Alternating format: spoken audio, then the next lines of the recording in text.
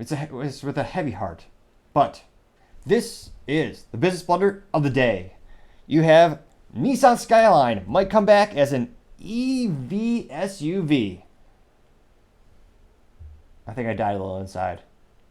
It's that's terrible. This is what's nice catastrophe. It's ridiculous. So rest in peace, Nissan greatness. The pinnacle of their engineers, the pinnacle of their capabilities, now bastardized into an EV vehicle that's as uninspiring as a smartphone from 2008. No one will remember this vehicle. It'll just come and go. Whereas Skyline used to mean something special. Now, the Nissan Skyline is actually one of the oldest nameplates in the automotive world, dating back to 1957, before it is even a part of Nissan. And apparently, the Japanese outlet called Best Car, they indicated that development of the Skyline sedan has been frozen, and instead, they're in development of the next generation Skyline on the basis of an electric Ariyavan,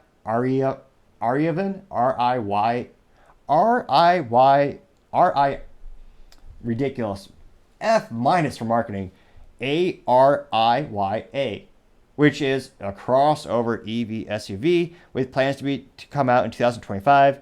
It'll reportedly make 450 horsepower SUV, EV, multi-motor, all-wheel drive.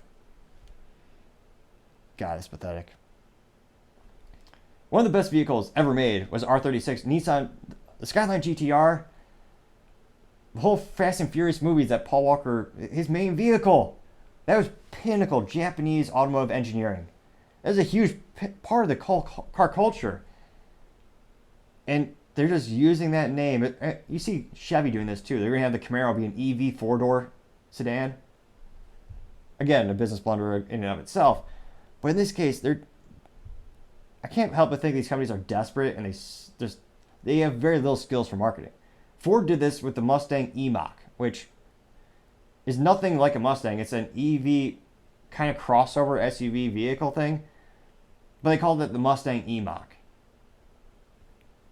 Ridiculous.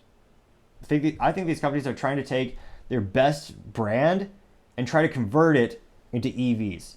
Try to take the love that people have for this brand, even though this new thing is going to just, it's going to be a fraction of that. It's going to be the antithesis of the original.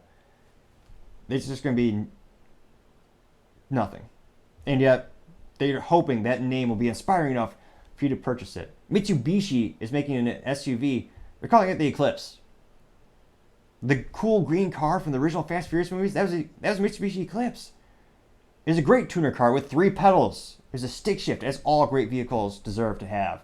If you have not experienced that great fun thing, I implore you to go out and have as much fun and do it as you can. If you have the fiscal capabilities, get a 3 pedals as soon as you can while you still can.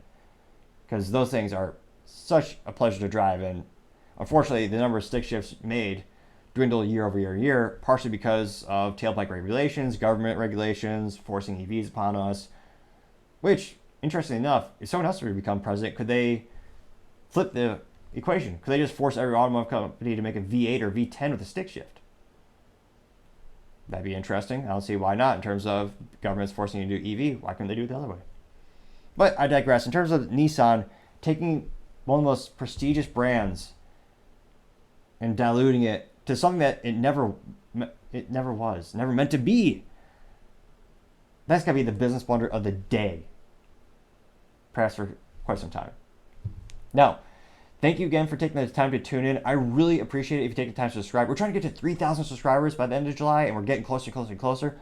Also, don't forget to tell your family, tell your friends, tell your coworkers. Heck, tell your enemies, tell anyone and everyone. Just stay safe and fight the good fight.